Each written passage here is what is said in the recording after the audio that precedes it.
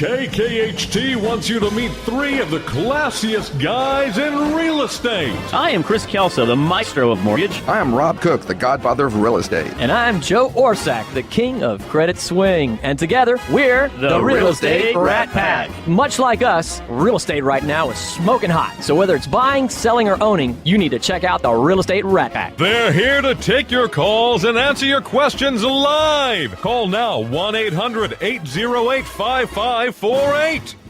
And now, the Real Estate Rat Pack!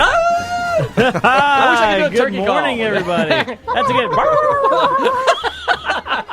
So this is the kind of show we're going to have today, huh? I'm thinking no. Come on, Rob. Hey, it's all about turkey calling this morning. So did everybody have I know, Chris, you had a great Thanksgiving. I had an incredible Thanksgiving. Thank you. I spent it with you and with Gina and her family and everyone. It was a lot of fun over there, and we ate a lot of food. Completely rested because I just woke up from a 2-day turkey coma. we did lose Michael Roddy to a turkey coma for a short period of time on That is Thursday. correct. I was totally out. out. I'm not even joking. I was sawing logs, about for a good hour and a half after I ate. So I hope everybody out there had a great Thanksgiving. I really do. And there's a lot of things to be thankful for, by Fantastic. the way. So. Well, thanks. First one to be thankful that we're in Houston, Texas. Yes, I would Right on. absolutely Which agree. is a great segue into some of the what I want to talk about is your guys' business today, which is credit, mortgage, and things of that nature. But I do want to talk about a couple of things in real estate, and one of them is that we've opened 2 new offices for Berkshire Hathaway. Congratulations. Where are they? Oh, well, one's in Hempstead, with Ava Sempia is in charge of that one. Okay. And the other one's in Bay Area, which is the Clear Lake area. And Diana Morales is in charge of that one. So there's a shout out to both of those, and they're going to be hugely successful. Diane's probably already recruited probably 15, 20 agents out there. So, That is awesome. yeah, we are really excited. But the other really exciting thing is, another segue, is I haven't done a report on the MLS in a long time. That is correct. And here's some stats. Now, forgive me because I'm going to have to read some of this because my memory isn't good enough to remember all these numbers. We've had 29 consecutive months of increase. 29 consecutive months. And our inventory levels, of course, in the last several shows, we've been begging for listings, and this is why. We have 3.1 month supply. That's on average across the MLS in Houston. And then there's some areas that are lower than that. You get in the Woodlands and Katy. Oh, yeah, it's less than a month. It's very low. But it's compared to 4.4 months last year. You had a 13.5% year-over increase with contracts closing on 6,020 single-family homes. And that is the lowest one-month sales volume since March. Median price has risen to 8.9%, 177,500. That's the median sales price. That's the median. That means half Right. sold above, half sold below. That and is the correct. average is 7.9% increase, 239,000. Wow. 239 As is the now Average the house at 239. And Holy cow. and you're going to find this. Is well, that I find that's this up interesting. 8%? It's up, 8%. You know what's not doing great? It's the 150 through 500s that move in the market. The $80,000 market's down. 80,000's down. Yeah, so that was a really interesting thing. Foreclosures. This is good news. If you dial back to when we started this show, we were running around 18, 19%. Now it's fallen down to about 7%. In foreclosures. Foreclosures. And so Wow. that is outstanding. October sales totaled 7,322 properties, a 14.7% increase. We 1.7 billion in volume versus 1.3, and we're doing this on less inventory. Wow. So I think It's a good indication also. Part of that's because the sales price obviously the average sales price has increased so it's much. increased quite a bit. But when I was chairman for HAR, that was our top year.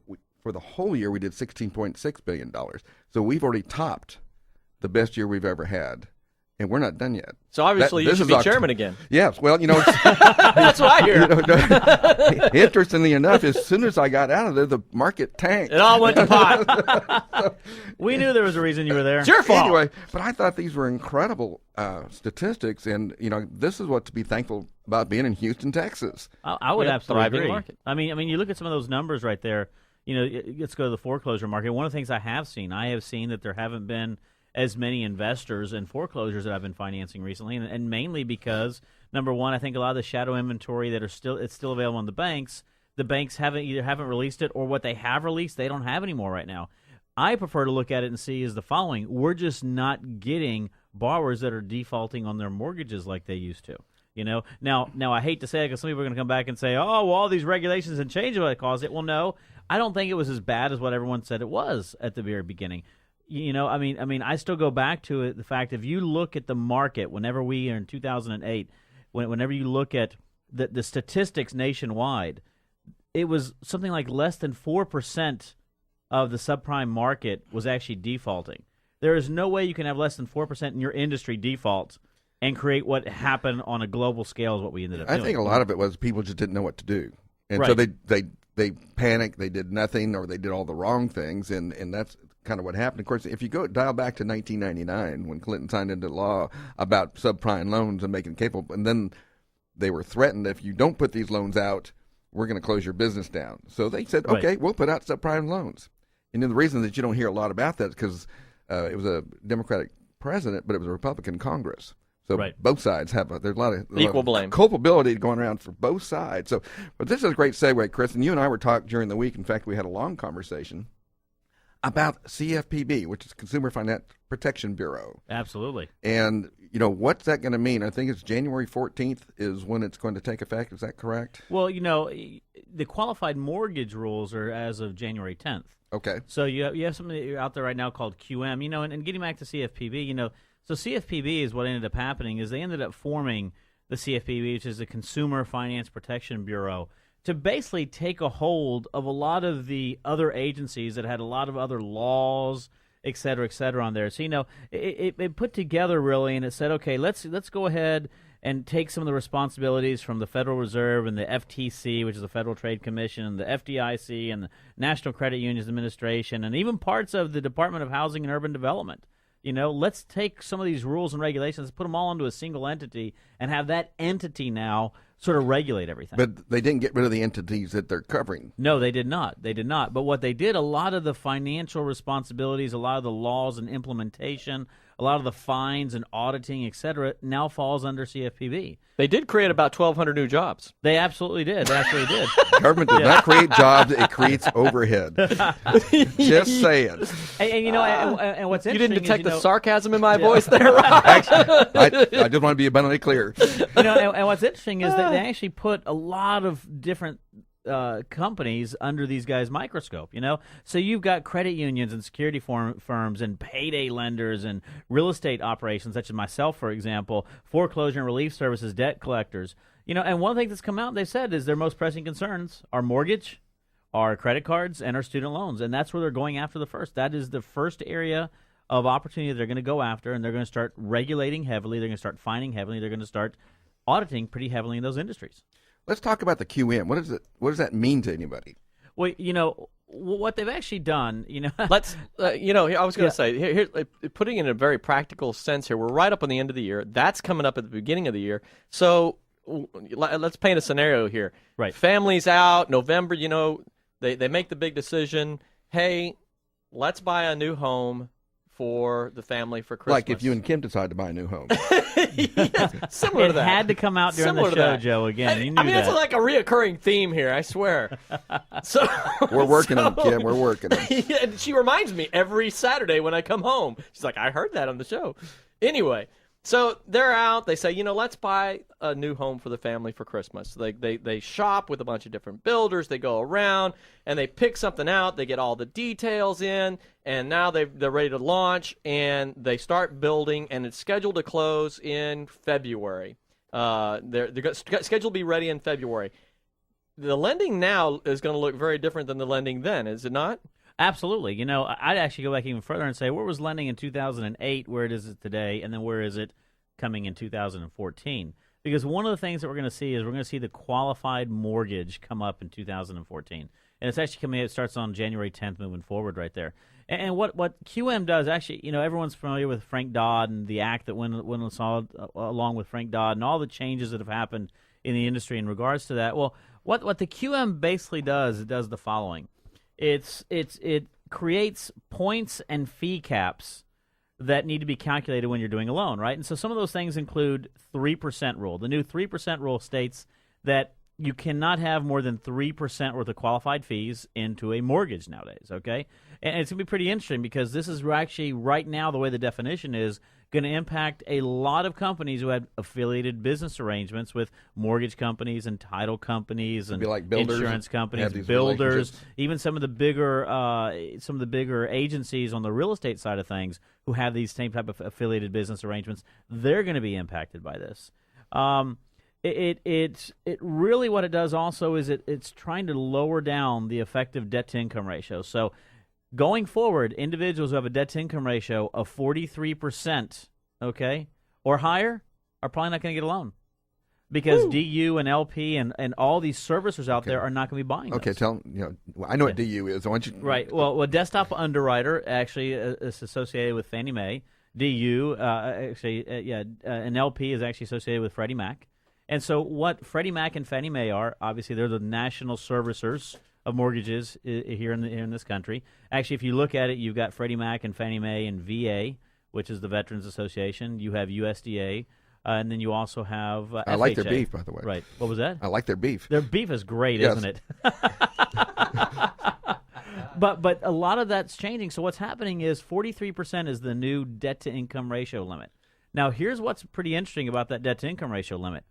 There is no variation of that. So you're going to see a lot of lenders effectively go to a 41% DTI to allow a little bit of flexibility. Because let me tell you on the back end, and I can tell you from my experience, lenders are getting killed by the investors going back and either recalculating income or recalculating assets or not liking something about the loan. So the lender had to buy back the So loan the at lender that has to point? buy back. If not, that is correct. Well, tell me, let's compare. You're saying 43%, but I don't know that everybody knows what their back ratio is currently. Well, and that's very interesting as well because right now sort of what happens is debt-to-income ratios vary across the board.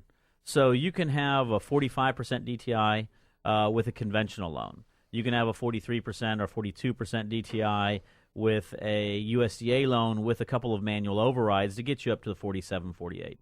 You can do a FHA loan right now, and there's plenty of them being done right now at 50 and 51 and 52% DTI.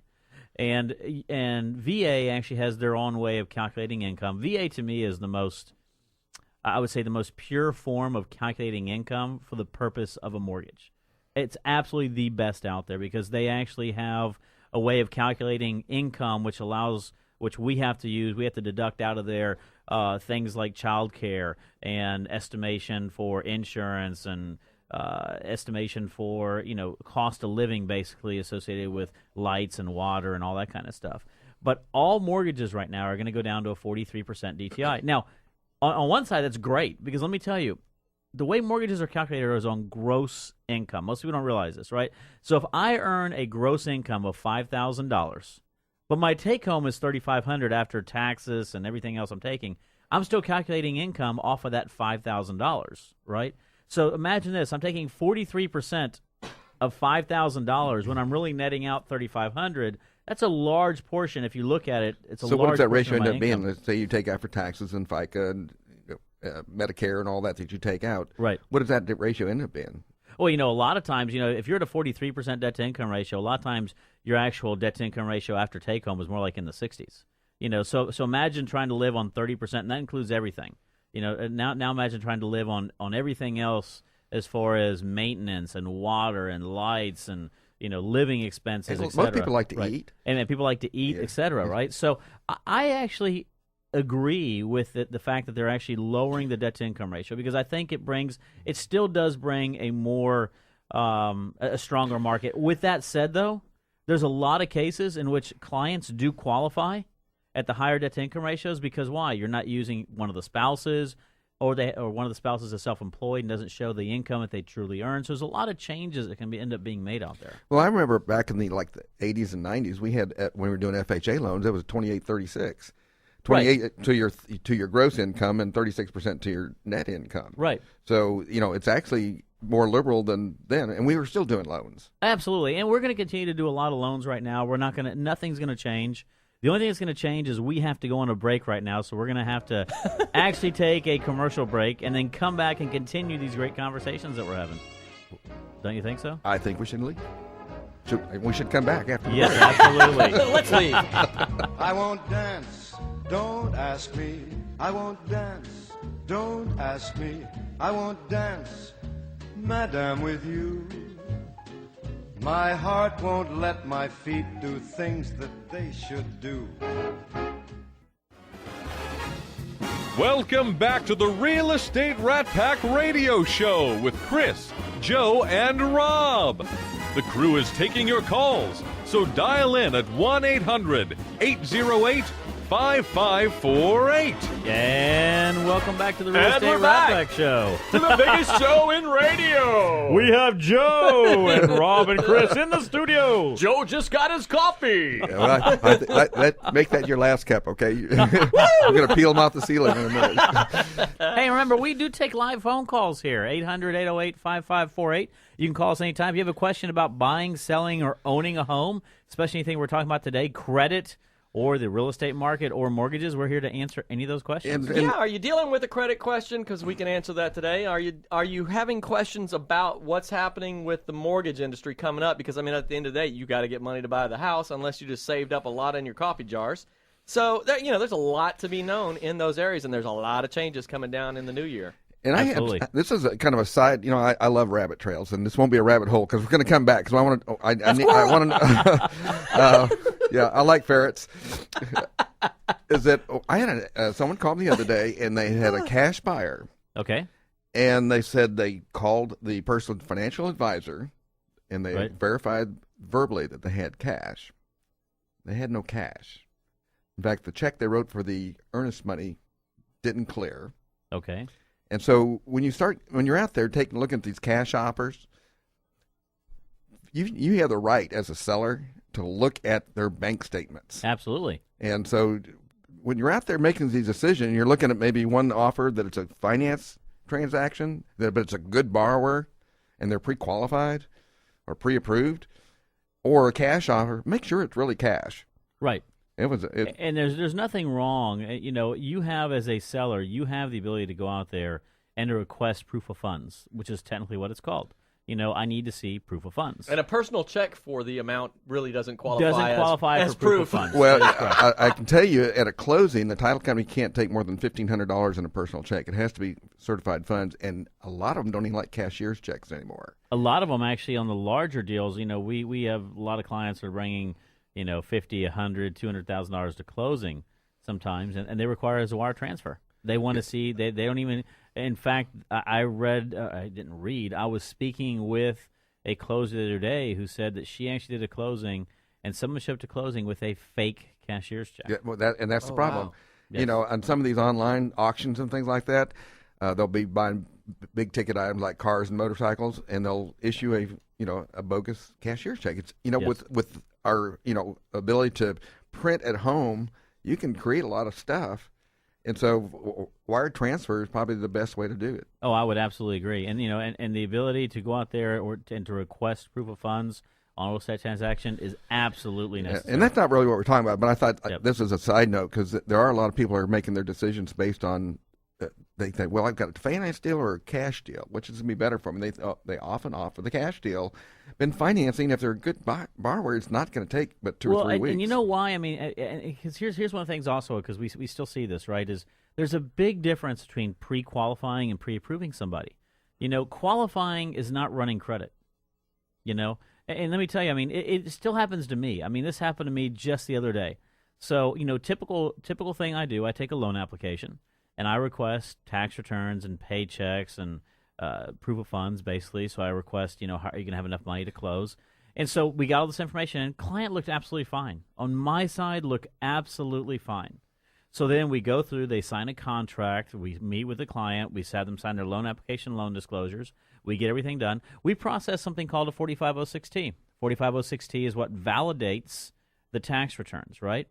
It wasn't that his tax returns were not done correctly, it's that he did not provide to me a Schedule A showing a loss associated with some unreimbursed business expenses. Oops, I forgot that. Right.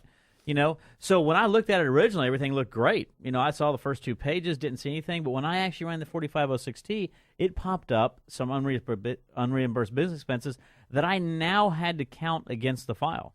Now, fortunately, that file went from being, let's say, a 20% DTI to a 40% DTI. It still qualifies. But if I had a higher DTI, I would have been ruined on that one. And so that's one of the things also is it's never a guarantee, but one of the things, and I stress this to everybody, is make sure that you're always qualifying the right way, because the more we do that, the more whenever a seller sees an opportunity to take a cash deal versus a finance deal, they're going to trust the finance deal. Yeah, and here's the other thing I want to talk about is the fact that, just because you have deposits, they have to be seasoned deposits. In other words, they couldn't have been in the bank starting last week. Well, there's a lot of mattress money out there, right? Yes. And Joe knows that because he has plenty of it right there. I keep all mine in coffee jars. So one of the things is that you have to learn how to season your cash. You have to learn how to season those deposits. Oftentimes, I like a little individuals- cumin with a touch of with rosemary. a little touch of rosemary on it, right? But sometimes what happens is individuals end up keeping their paychecks. They keep them in cash, and then they decide to go out and buy a home. And I say, "Where your proof of funds coming from?" And they say, "Guess what? I'll deposit it in the bank tomorrow." Whoa, how are you going to do that? Well, no, it's the money I earned, and I truly believe it. By the way, it is the money they've earned. The problem is they go to the bank, they cash that check, they keep it in cash, and now where do I have an issue? I can't use that as an effective form for them to put as a down payment. So also when you're buying a home, plan correctly and plan to put cash in the bank ahead of time so that we can make sure that we can season and use that money for the effective It down looks like payment. we have John Altick on the line. We actually do. We have John Altek calling right now. John, how you doing, buddy? I'm good. How are you guys? I'm Great. doing very well, thank you. Fantastic. Oh, just listened to the show this morning, and had a question for the experts there. All right, brother. Well, we'll do our best for you. We're getting, as the real estate community out here, we're getting a lot of different spam type emails from mortgage companies saying they can take their credit scores down to 540, 550. Talk to us about that, because the consumers are getting those as well, and I'm yet to see one close that low, and I've been in the business a long time. Tell us about it. Okay. And that's a very good question, John, because a lot of times, and you're right on this, we get our clients that will call us up. You'll say, "Hey, Chris, I have this client," and then it ends up coming over to me, and we find out they have a 540. Like, "Oh, no, but I just got something in the mail that said I now qualify for a 540 mortgage." And, the bottom line is one of the things, and this is really where consumers have to make sure that they know this. The average mortgage company out there is going to be qualifying most loans at a 640 or higher. There's a couple of them out there that can also do 620 and higher. We have several 620 programs under FHA, not under conventional, under FHA. Conventional, if you're putting 20% down, you can still get it as long as you get a Freddie Mac or Fannie Mae approval. The problem is once you start getting below those areas of 620 or even 600, are there investors that can do it? Yes, because technically speaking, FHA doesn't define a credit score, right?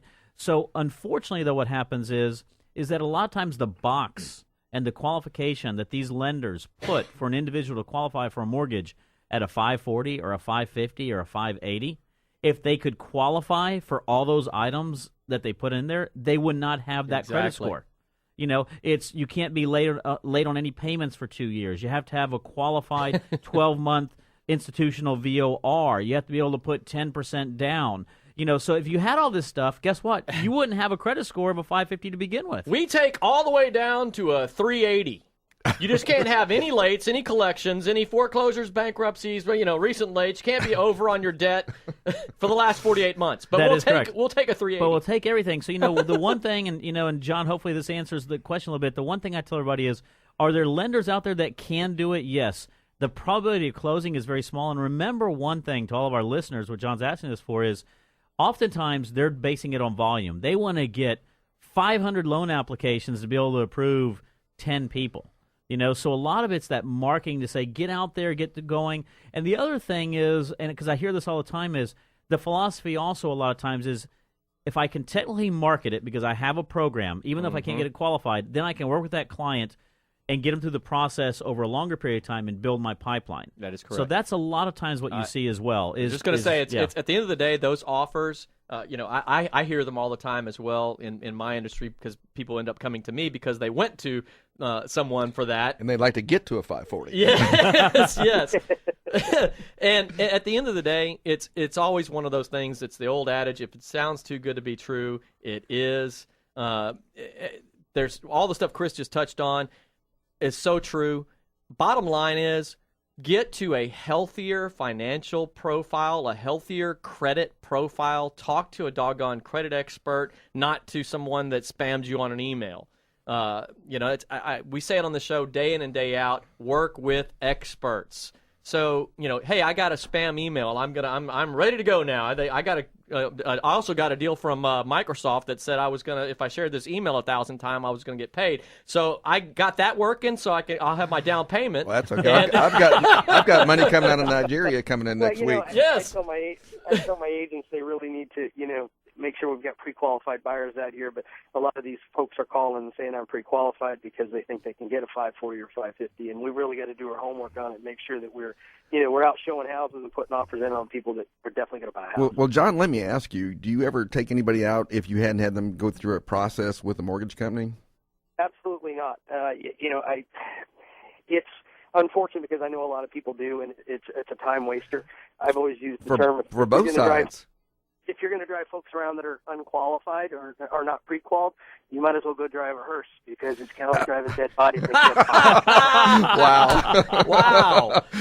Well, look, John, I absolutely love that question. I mean, I from my standpoint, my industry, I love that question. And what Rob alluded to here, do you talk to somebody without knowing where they're at? You can't have a clear roadmap on the biggest purchase in your life based on a spam email. Saying that you're going to be down at 540s. It's just that if it is too good to be true, it is. Talk to experts first, not just from you as a realtor wasting your time and driving around with somebody who's not really in a position to buy, but from the buyer standpoint.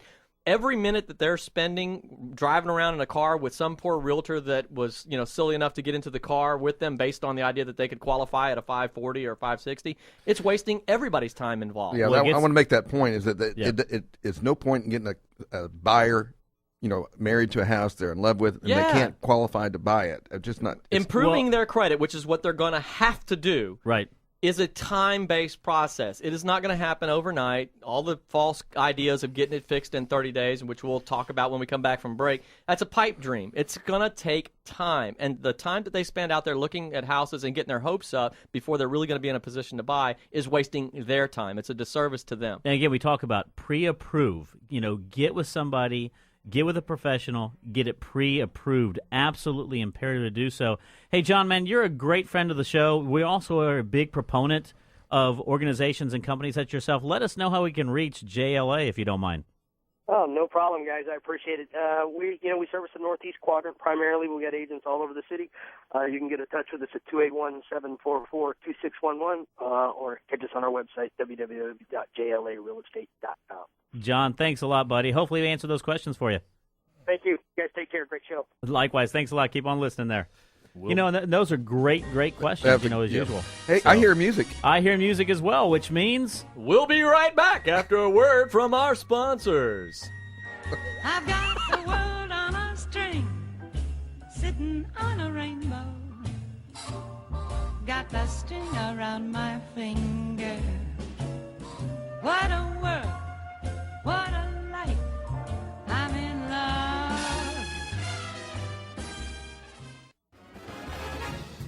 Welcome back to the Real Estate Rat Pack Radio Show with Chris, Joe, and Rob. The crew is taking your calls, so dial in at 1-800-808-5548. And welcome back to the Real Estate Rat Pack Show. Man, we are having fun, and time is flying by, let me tell you. That was good that our good friend John Alty called in. That was a great question. And Yeah, John's absolutely. a great guy, great company up there on the Northeast side, as he said, right there. He is in the exclusive, prestigious group Real Estate Rat Pack Real alumni. Estate Rat Pack alumni. Alumni. Experts who has been on the show. So we always appreciate when one of our experts calls in. Our experts not only are experts, but they listen to the show, which makes them classy people. Yes, absolutely. Wow. Sometimes that's all I have to say is, like, wow. What leave you do you say speechless. to that? What do you say to that? I got nothing. Something I wanted to talk about, because Chris and I were talking on the way into the show. We were chatting on the phone. Yep. And this is something that in my industry has come up, and it's actually been out there for a while, but they're really trying to push it now. And you had mentioned to me that Fannie Mae and those guys were getting on board with the idea that they were going to insist that they weren't going to issue loans with people who had gone through credit repair. That is correct. And I think it's important to talk about this because here's one of the things. One of the rumors out there is that they're not going to be buying mortgage-backed securities, or more importantly, on the secondary market, not buying loans from somebody like Willowbend Mortgage, who initiates or closes a loan who has gone through credit repair. And this is my thing, and this is why I want you to talk about Improve My Credit USA and what y'all end up doing, right? Because there are bad credit repair companies out there. Yeah. There are individuals who purposely skirt the system, okay, and try to take advantage of certain loopholes to temporarily adjust a credit score or temporarily adjust a credit or trade line, okay, and then have an investor go in there, run credit, close it really fast, right? And guess what? It's now being caught on. And so, talk a little bit about what, because you're involved, obviously, on the credit repair. You're involved with your union, when I say union, your trade, Yes. Aspect Our over industry there, association. your industry association. And let us know a little bit more about what I'm talking about, but then more importantly, about a little bit about what y'all do and how it differentiates. And my opinion is what you do. Number one, they couldn't control that anyways. Correct. But you doing the right thing, which is really what Improve My Credit USA is doing. You're taking advantage of a lot of misinformation that's reported on people's credit to say, guys, we don't want you to remove anything that's true. We just want you to remove the errors that are untrue. That's absolutely correct. So much to talk about there. One of the major banks, big box banks out there, I won't say any names, mainly because they don't sponsor us. And they wouldn't be sponsoring us very long after Yeah, you exactly. say what They you're going wouldn't to be. say. Yes. In the secondary market, in the market that buys the loans, Right. that a lot of the other people issue, right? Right. So this is one of the major players. They said to their market, hey, we're not going to buy these loans if you've had somebody who has went through the credit improvement process. But more outlandish than that, more outlandish than saying you as a consumer can't exercise your legal rights. It is a legal right to make sure that everything is said on your credit report is accurate. So Right. they're already saying that you can't do that. But they specifically stated in writing, I have it, one of my loan officers sent it to me, in writing that this person can't have removed or improved their credit score by the removal of inaccurate information. Now that's chew on that for a second. Exactly. I mean, that's a class action lawsuit waiting to happen, Yeah. right? And Not yet, only can you and not yet do we credit could buy the repair- loan back if we had inaccurate information. yeah. I mean, not only were they saying that you couldn't go through the process of credit improvement. Fine, you have some fanciful idea that accurate information is being removed, and you want to make sure that doesn't happen. You won't buy those loans. Fine, I get that idea, right? Beautiful. But they put in writing that you couldn't have improved your credit score to qualify for that loan through the process of removing inaccurate information. I think we all got that memo, by the way. It was Yes. appalling to watch. Wow, and to that's, read. that's some brass. Yes. If you Yes. if you ask me. If you would just get passionate about that, Joe. Yeah, just a little. So there was a 60-minute investigative report that ran in February of this year, where the guy himself was trying to fix an issue, which you know is what instigated the whole. Let me do a investigative report on this because he just got PO'd himself. Right. Can you say He PO'd tried- on Christian radio? Yes, absolutely. Okay. It's abbreviated. Perturbed outlandishly. Yes. Good one. Yes. He had it investigated, based on his own experience in trying to fix an error on his credit report and could get no results. He got the runaround, ended up talking to people overseas, all this kind of stuff, and couldn't get it fixed. And his summation was, after doing all the investigation, was that there are massive inaccuracies in the credit reporting process. They concluded that 1 in 5 people have serious issues on their credit report. 1 in 5, 20%. 20% of the population. Now, I know that is crazy high numbers and everything else, but I also know that's bogus. Because with thousands of people having gone through our process, 70% is a consistent number. It comes up with us. It comes up with some of our biggest competitors. 70% of the negatively reported information. So it's just in that category. Ends up being found to be inaccurate, unverifiable, or outside of the time frame that they're allowed to report. 70%. That's a serious That's a issue. huge number Serious right there. issue. And as you mentioned right there, one of the things, Joe, who pays the credit bureaus to report? There's an old saying, Chris. Don't get him started. Follow the money and everything makes sense. Right. If you guys out there as consumers understand how credit bureaus make their money, it will give you a moment for pause. And you will understand where all the news comes from, all the negative press on working to improve your credit profile. You are not the number one client of the credit bureau. You are the commodity. You Right. are what they buy and sell. They collect information on you and sell it to their biggest clients. And their biggest clients, go figure, are credit card companies. And they don't really want you to have great credit. They want you to have good credit. Right? Exactly. And There's why is a that? motivation for them to make sure that you only have so-so credit. They like a couple errors on there. Why? Because people with great credit get great interest rates. People with great credit get no interest offers. They don't make any money on you. They want to make money. So consequently, it's okay if you have an error or two snuck in there, because now I can still give you a loan. You're just going to pay more for it. And chances are, if you get qualified and you get approved, well, you're not going to check. Hey, I got the loan. I paid a little more in interest, but, whatever. And the terrible thing also, and for all my mortgage friends out there, they're going to relate to this, is the other thing the bureaus do, which to me is the most unethical thing in the world. And it happens all the time. There's a way to do it, and there's a way to get around it.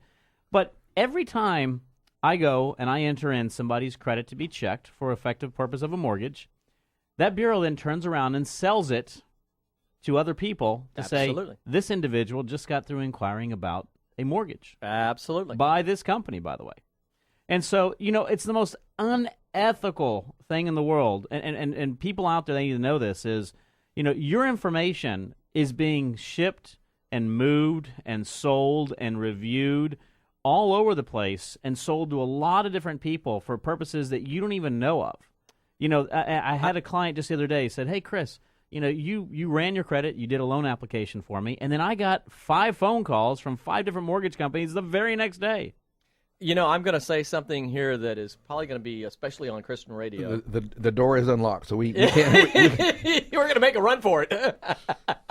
I'm going to say something that on especially on Christian radio that is probably going to be heresy to some people, because this guy, there's a person out there that is almost revered as like a holy figure in the finance world that tells people that in the interest of good stewardship, you should cut up your credit cards and unplug from the credit system. Wrong.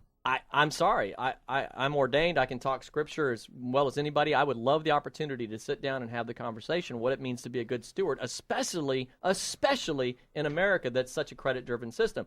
Your credit score absolutely matters, and it matters in so many places. It matters on health insurance. It matters on car insurance. It matters on home insurance. And they will say things like your credit score doesn't matter or doesn't play into your calculation on how much you pay for your car insurance. But it's a lie. It's based on a letter.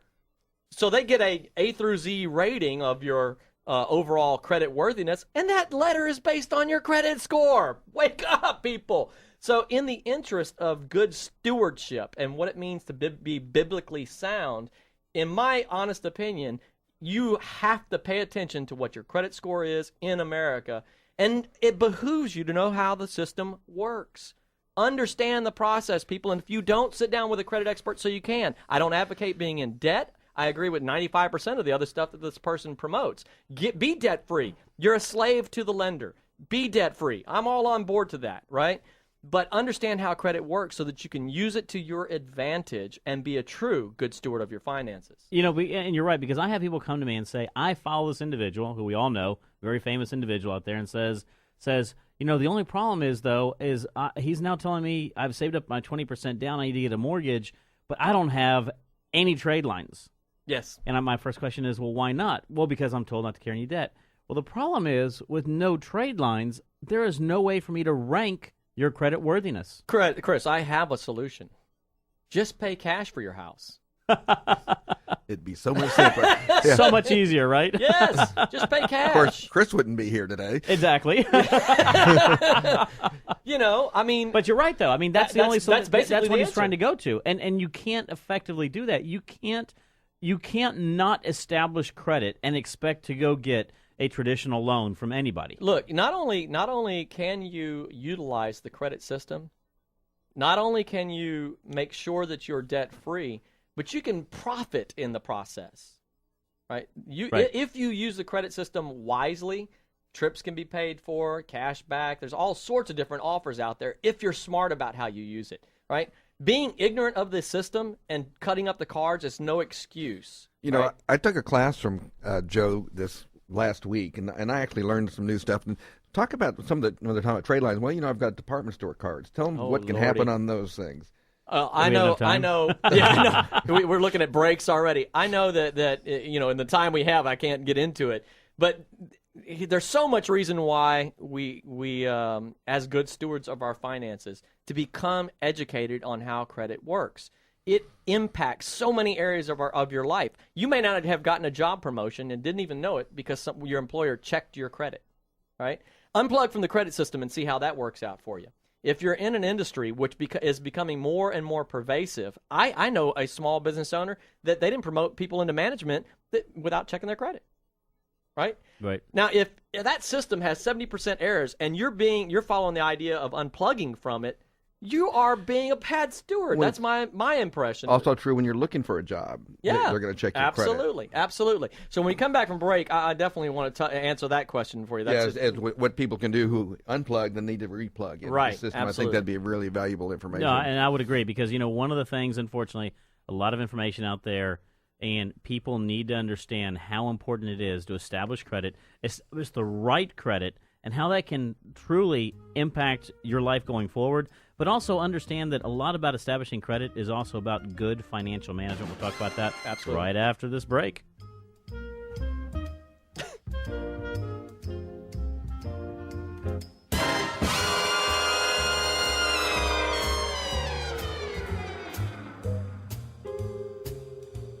I live in a tiny closet, a lukewarm. Welcome back to the Real Estate Rat Pack Radio Show with Chris, Joe, and Rob. The crew is taking your calls, so dial in at 1-800-808-5548. And welcome back to the Real Estate Rat Pack Show. Time flies when you're having fun, and we are up against our last 15 minutes of the It's show. Amazing. This is a good show. I mean, good information, and it's a long overdue information. And we got a lot of Absolutely. things changing in our industry that people need to know about. Time flies when you're And hopped so- up on coffee and talking about something you're Yeah, no passionate kidding. about. Yeah. Are you passionate about it, Joe? I would never have sensed that. So, Joe, again, I want to go back to the class that I took from you, and it was a great 3-hour class. Got MC credit and a lot of great information. And you talked about people who walk up and say, you know, I've got no debt, and I hadn't had debt for years. I paid off everything.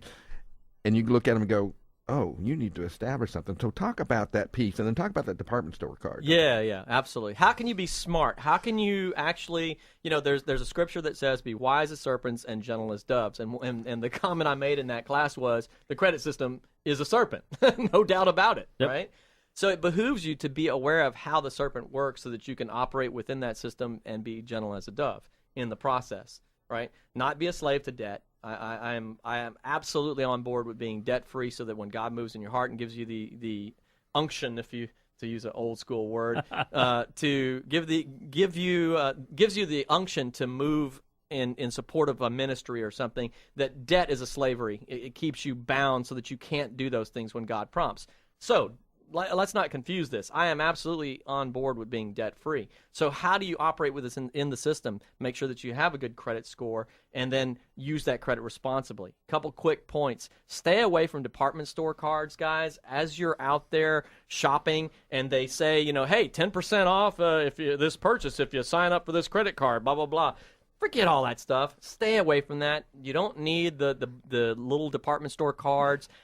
There's so many reasons why, but you know, without like going into the whole darn class, some of those companies fail to report your credit limit, and how that impacts you is Let's say that you have a charge card that has a $1,000 limit when you get approved for the card, and you're super responsible. You never charge more than a couple $100s on it.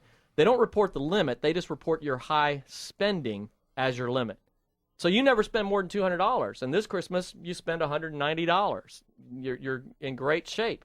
Last year you spent $200. Well, the way that reports on your credit is you have a $200 limit, and you're at $190. Yep. Maxed out on your credit score, tanks your credit score. Thus, that's why they call it flex spending accounts. Yes, terrible, terrible, terrible. Stick with major Visa, MasterCard type cards. You don't need more than 3 to 5 tops. Stay away from all the little ones. Now, once you have those cards, folks, here's a critical thing. 30% of your score comes from how much debt you carry on the revolving credit card. 30%. That's only 5% less than if you pay your bills on time. I mean, how dramatic is that, right? So it's this simple. If you have a credit card with $1,000 on it, never carry a balance more than $300, 30%. Ideally, you want to keep it under $200. Ideally, always pay it down to nothing or just $1 or $2. I mean, the ultimate strategy, give us a call at our office. We can go into a lot more detail, but the ultimate strategy is pay it all the way down to $1 so that you pay virtually nothing in interest. You're being a great steward of your finances. You're not, going and spending money on interest like crazy. And in doing that, you max your credit score out like crazy, which in turn helps you pay much less on your car insurance, health insurance, home insurance, et cetera, et cetera. Okay, to go back to that, no credit is just about as bad as bad credit. So I'm going to ask Joe and Chris. Chris, both this question is, how does somebody coming out of college, they've established themselves a great job, how do they get started? Fantastic question. First, if you're looking at buying a home, which is still, in my opinion, one of the best investments you will ever make. Yep. Right? It's a great way, long-term way, especially right now with interest rates being as crazy low as they are. And a new home would be a great choice right now, too. Do what? And a new home would be a great choice right now. God, the tie-in, back to me. Owning a home is a great investment, especially right now with interest rates being what they are. They're practically giving away money. I mean, you can get interest rates in the 3%, 4s. I mean, it's just ridiculously low. So how do they get in that process if they have no established credit? First thing Chris is asking over there, I need to see 3 established trade lines. Right. And there's some creative ways to get around and work in that with some detail, but boy, you got to jump through all kind of hoops to do that. Simplest way, you're starting out. If you have no credit, there's a lot of companies out there that will issue a credit card if you have no bad credit. All right. So there's some of those out there. You can shop those online. Call a credit expert, 281-914-4116. Got it in there. Yes. And we can talk to you or help you through that process. How much do you charge for that? Nothing. How do you like that? A free consultation. Always. Free consultation to talk to a credit expert. ImproveMyCreditUSA.com. So, what if you're rebuilding? What if you went through a painful situation? 2008, 2009 happened to you. You got laid off, whatever else. Or you went through a tough medical situation. I mean, I know plenty of people out there that even with good health insurance or whatever else, you can go through some catastrophic stuff, and it still will wipe you out. I heard 60% of the bankruptcies are based on medical bills. Very true. Absolutely. So if you're dealing with a situation that we went through and you had to rebuild, there are some secured credit cards out there that can help you in that process. Now, define a secured credit card, by the way. A secured credit card is a credit card where you put a deposit down, just like a savings account, and the amount you put down establishes your credit limit. Now, the thing to be careful about here is that there are some big-name box stores out there, some of the big banks, who offer good secured cards. Don't get me wrong. They have good, everything's good about them, except they do credit checks. This is the part that blows my mind. I have bad credit. I'm trying to reestablish credit, and you're going to check my credit to whether I get a secured card or not. Which tanks your credit. You're right. Yes. You get an inquiry and no credit card. So, on our site, we always have a couple cards that from companies that offer. We are not credit card companies. We're not trying to sell credit cards. We only do the homework out there to make sure that there's some good opportunity. Right. So on our website, again, this is a shameless plug, ImproveMyCreditUSA.com. Right smack on the homepage in the middle of the page, there's some good secured cards. And they're a guaranteed approval. right? So this person comes to you, Chris, they come to us, whatever, and they're needing to rebuild. Here's a fantastic strategy that you can do. They say, you know what, I've got the down payment, I've got this or that, and you're going, hey, your credit score, your trade lines, all these things are falling short. What do? A great thing to do, almost every bank offers this, is to go and take a $1,000, that's usually the least amount, $1,000, to put that down in a savings account, get a CD, a certificate of deposit, which they pay you a minimal amount of interest on, virtually nothing these days. Right. And then they give you a loan based on that CD. You take the loan and then open 2 revolving credit cards with that. So now you have an installment loan and 2 credit cards. You use those credit cards responsibly. You pay them off every month or leave a dollar balance on there so you're not paying any interest. And you pay that secured loan on time over the course of 12 months. Pay it off in 12 months. You pay an extremely minimal amount on those type of loans. Yep. Right? Nominal amount. You may pay on a $1,000 loan, you may pay $100 over the course of a year in interest, $100. Right. Doing that will massively help rebuild your credit. You'll have 2 revolving accounts. You'll have 1 installment loan, all 3 of which will make the mortgage lender perfectly happy that they will have now good payments on, and you're going to be looking in a lot better shape on your credit. Now, Chris, how long does that have to be seasoned before you figure they're a good borrower for a mortgage? You know, most of them out there are looking at 12 months. You know, now Funny how I use that term 12 months. Exactly. Now, you know, one of the things that is happening, though, remember this, is part of the QM rule going into place is something called the ability to repay. You know, so most people don't realize that the ability to repay, and we look at that and we say, we know, isn't the ability to repay verifying credit and income and assets, et cetera? But what they're actually doing is they're actually taking the new ability to repay rules and they're really clamping down on those. So what we see today, and I can tell you, if I was to get a loan application today, I can say 12 months out of college, good job, et cetera, looks really good. Well, what's going to be happening, though, is going forward, the ability to repay is actually going to be looked at even further, okay? And so one of the things we talk about is under the ability to repay rule, before you can get a mortgage loan, the lender will have to determine that you have the ability to repay the loan. And it's sort of arbitrary in the sense that we already do that, right? We already verify all this information. But what they're trying to do is go a step further. And so one of the things that was talked about in the class I was in a couple weeks ago was that exact scenario. What if you have a recent individual who recently graduated, who has a good job, who has recently established credit? And now it gets determined is, based on these factors that are still coming out, is do you really have the effective way to look at them and see if they have the ability to repay going forward, though? Have they established enough time? So that's one of the things. Right now it's 12 months, but it might be next year. The investors might be going to 18 months or 24 months because the ability to repay under QM is really going to impact how underwriters are going to start looking at some of those loans. So in a nutshell, what does that mean? It means that there are going to be a lot of changes next year as of January 10th. A lot of changes coming on. Now, you know, the one thing I do want to say, though, is don't be frightened by all the things you're going to hear. You know, we talk about this all the time. Lending is still going on. There's still plenty of money out there. There's still plenty of ability to get a home out there. And guess what? Some of these rules are actually really good. 43% debt-to-income ratio, guess what? It's not a killer. Just learn how to pay off things, as we're talking about right here. Make sure you pay off things correctly and live in a more affordable means, okay? The ability to repay, important. You have to be able to repay anything that you do. You think the new rules will impact the market in any negative fashion? I think it will change. I think there'll be positives and negatives out of everything. I think there's always a positive and negative. You know, one of the hot buttons that Joe and I talk about all the time is Obamacare, for example. There's positives and negatives about it, right? Right now there's a lot of negatives, but I'll tell you, there's a couple of positives that I personally like, such as the removal of lifetime limits associated with that. Pre-existing conditions. Why? Because my daughter. It was very important to me, right? So those two are great. Do I like the program overall? Absolutely not.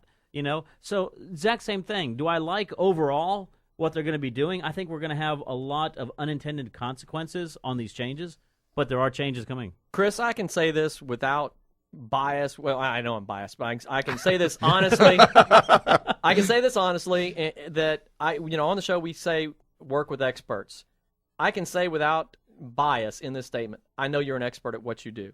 Likewise. Consequently, I think people need to know how to get a hold of you if they're considering getting a loan, working on owning a new home in the new year, so that they can talk to an expert about that process. Tell people how to get a hold of you, because we never do on this show. You know, I always tell everybody my cell phone's always on, 713-256-9138. Again, 713-256-9138, or at chriskelso.com. Best way. Rob? And Rob, you can get hold of 281-543-0527.